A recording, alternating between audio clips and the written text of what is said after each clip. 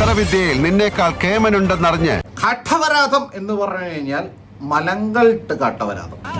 ഓഹോ, കഥ അവൻ അങ്ങനെ ആക്കിയല്ലേ? നീ അത്രയ്ക്ക് സാമർഥ്യശാലിയോ? അങ്ങനെയൊക്കെ വഴിയില്ലോ.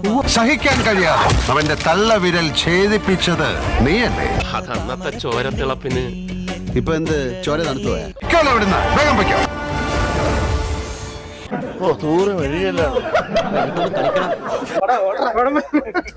അയ്യോ, അങ്ങനെ പറഞ്ഞൂടാ.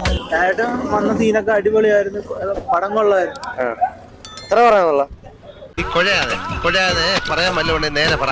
എനിക്ക് ഇഷ്ടപ്പെട്ടു, പക്ഷെ എല്ലാവർക്കും ഇഷ്ടപ്പെടുത്തല്ല. ഇപ്പോഴത്തെ ജനറേഷനൊക്കെ ഒരു ഭക്തിപരമായ ഒരു സിനിമയാണ്.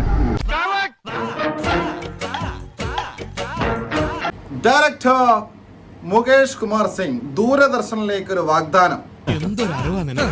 കൈരളി ടിവിയിൽ അശ്വമയം നടത്താൻ ക്ഷണിച്ചതാ, ഞാൻ പോയില്ല, വേറെ പണിയില്ല. വൈഫൈ ഒക്കെ ഉണ്ട്. പാസ്വേഡ് 2255. അപ്പൊ മുതലാളിക്ക് ഇത്ര നേരമായിട്ട് മനസ്സിലായില്ലേ? ഇവൻ പൊട്ടനാണ് മുതലാളി. തിണ്ണമെടുക്കുകയാണെങ്കിൽ തിണ്ണൻ, അതാണ് കണ്ണപ്പൻ. ഇവൻ കഥാനായകൻ വിഷ്ണു മാഞ്ചോ. ഇതെന്നെ ഉദ്ദേശിച്ചാണ്, എന്നെ തന്നെ ഉദ്ദേശിച്ചാണ്, എന്നെ മാത്രം ഉദ്ദേശിച്ചാണ്. ഇനി അദ്ദേഹത്തിന്റെ വരവാണ്. ആരാണത്? മലയാളത്തിന്റെ സ്വന്തം മോഹൻലാൽ. വാനമടിയിൽ നിനക്കെന്നെ എന്തോ കുഴപ്പമുണ്ടല്ലോ. കുഴപ്പം നിന്റെ കണ്ണടാ. പോയി ഡോക്ടറെ കണ്ട് കണ്ണ് പരിശോധിച്ച് കണ്ണട വെച്ചിട്ട് വിടാം.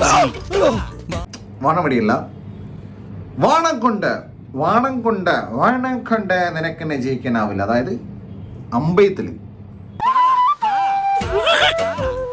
916 മലങ്കൾട്ടോ. നോർമലായിട്ട് പോയിട്ട് കാണാം, നടൻ അടിച്ചിട്ടും കാണാം.